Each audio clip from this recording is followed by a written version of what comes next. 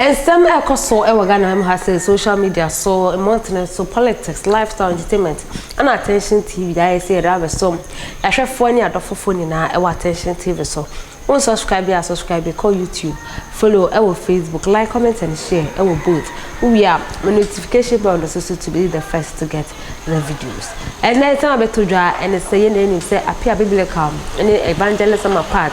Come here question will case we are no one you be and week we are sansu copy mo court. And in the say you kochi Agradaa name manu beye and 94 na news abeka yansani na ene sem ya jeli emema nan eni na we na Naana bra odin sem ya beto bonte wo chi ma chese kam ya koye se ahye na Agradaa pa ahye banja sama part papa ya he say obune nipe na nusuo ana eba ni so woti ni na enye nipa 4 ni na would be and have akope aye ni di eni kudos na Naana bra we chirima kudos ye yobi a se evangelism apart etua no atiem otua no atena say the right hand man na my evangelism apart esunu so na bani na Naana bra we chirima we chirima chese kam yakoye se evangelism apart anu nkasa ana atam sa yenka say asemwe ni na ade betu ni so efise come on appear biblical enya asem no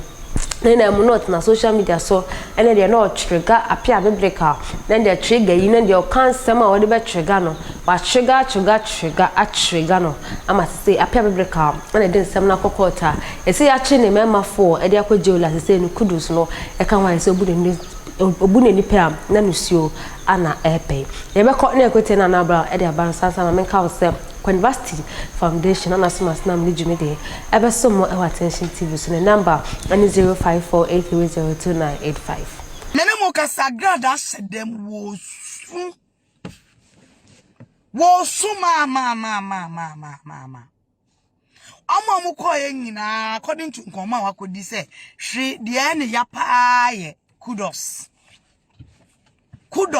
ena ne de ye ne za ko kudos nene handwrites man on the ni we are singing na otu kudos ne tiem kudos na ye manager kudos ne kita bibi ti kudos Agradaa why one pa eja wenuma ye tuno ensama kese aju wani sumenne kudos akowie jail. What the kudos akowie jail Agradaa fe na wo said dem a wusu afe na wusu Agradaa wa hunu na diso wusu ye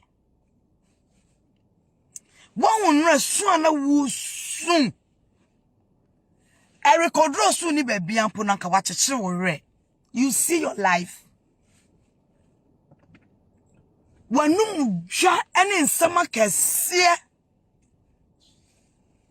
wanum dwa kotena ho ena adena banka do mu we mu de mu me damage control see yan chi omo abuzege fans no mo wen abuzege movement no mo wen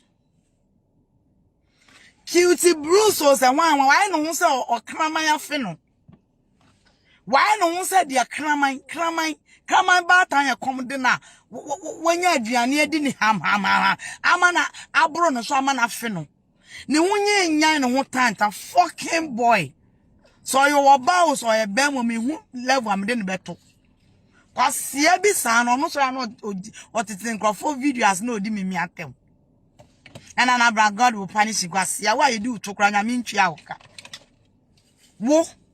why you do true mu kwasia wo kra nya me punish you cutie why you do true mu kwasia na me yesi yedomeme kama breso won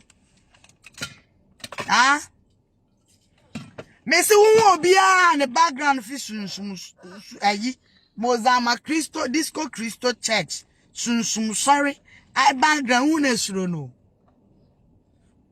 ye no ya wo ye tu sunsum ni amemu ti ye fa ya bra bon to chacha o me no me hu mi a wo dwane me eno me hu mi a wo dwane me obi ntumi ndome mi o da bi Because me no 24/7. Me will home a crown. Me mo be nada. Say it doesn't work. It works. Now the writer be pebre. Ya church near me. What am I say? And another you make a time me fear Agradaa me ko dware. Me ye cleansing. Me ye bath cleansing. And it's worked. What am I say? Why you foolish man? Trying what time? So your bow, so you do on a man baby I didn't better to. What me bed snap on saying? And another dear baby. Nana got no junk of video kwasia. Oh, no me I won't no men never eduma. Only wa brabo. Uti we usen sekla. So we a secular cell. So we a dear me who ni pat by. Me de me who be we a bibi. Ni pat and time bisa oh sorry. Now we did the mimi atem. Now who be na ye. Cutie Bruce was a den. Who be na ye. Wo ho ban ana ye trumu ban matsewo hey na wo ye no mi o nti wo re men tra say wo kra wo bedumi obi what be da wo na wo ye no me no na sa no me na wo e na obebre na bra wo sofa na bra wo do this no eno na ya na hwan na be mama sofa because wo ye nyame tanfo wo ye chiwade nti hwan na wo ka so o ma men sofa no hwan ya emu di ehia bonsam na opanish me ana hwan na punish me nyame mama nkomanim Agradaa unim se weti abrantie nan so enkedi na wo ye na wo pekwan bi so na wo sra no enkoto sra ni nkakran akra se mpanifo kura bebem amoma hu mobo a wanyo boys hu one dream boys see that one dream omu and I would social media and I will sharp here before and I will sharp here before and I will sharp yeah you cry na masie slap piano will say and I will sharp here before and I will sharp here before Dublin say is not him or someone any wajene die cause any pan or chance and meaning say amanka me de any masma make no come say any pan me de maka say anything kwa de any waje na wo sharp echi e friend say wo sharp ebufuo wo sharp ebufuo wo sharp ebufuo wo shede ebufuo ani say wo shede ebufuo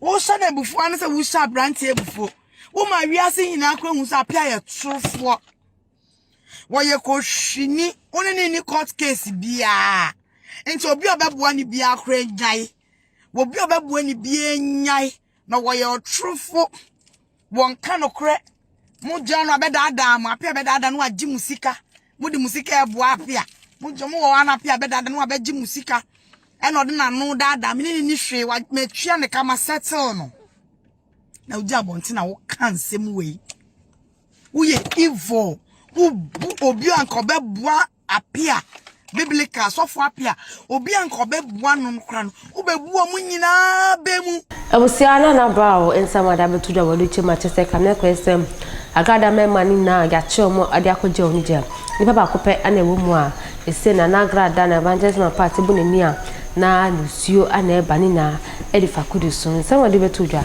ana da beso mo Attention TV, so keep watching Attention TV.